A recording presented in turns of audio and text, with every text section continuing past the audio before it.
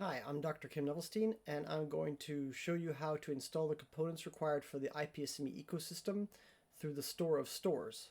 So the first thing we do is we go to the root interface Store of Stores homepage, and we go to the download section, and we're going to download the package that corresponds to my architecture. We're going to wait for the download to complete.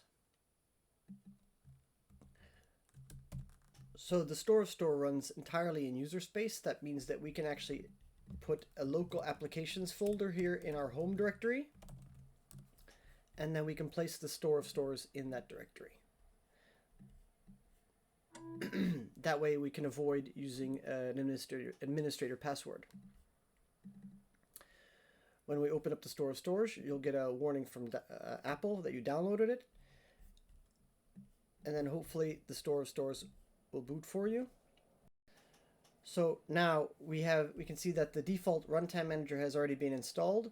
This is a component that is required to install the other components, namely the first component we're going to install is called the Reflector WebSocket for Mac, and that component is responsible for reflecting messages from the messaging environment from the web to the messaging environment of the operating system. The next component we're going to install is one called HTTP Translator, and that component is responsible for when it receives warp messages to open up the appropriate destination in the browser.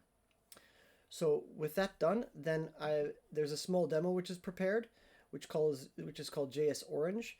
So the demo works if you have Firefox or Chrome as your default browser. So when we click enter, then the Store of Stores will actually open up the Orange website, and it actually will pass the user credentials along from the Store of Stores over to the website already. So the user credentials are already filled in here, and the user is in world. This could just as well be a 3D environment, but for simplicity, it's a 2D environment. When you click on the portal, then the next website will open, which is another domain, which is IPSME dev, and then it's the blue website. And then the user credentials have then been moved over from the orange website over to the blue website.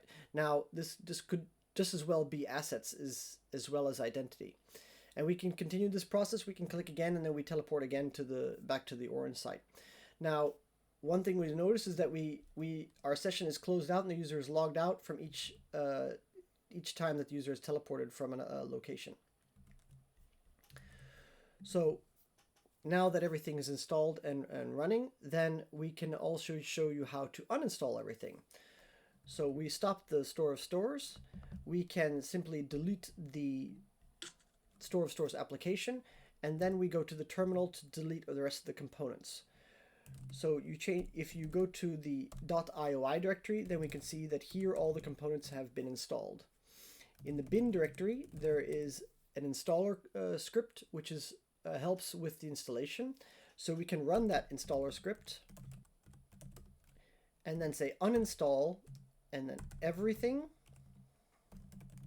and then include the data. And now we have a success, so that means that all components have been removed. Even the IOI directory has been eradicated. So that concludes the installation and uninstall of Store of Stores. Thank you.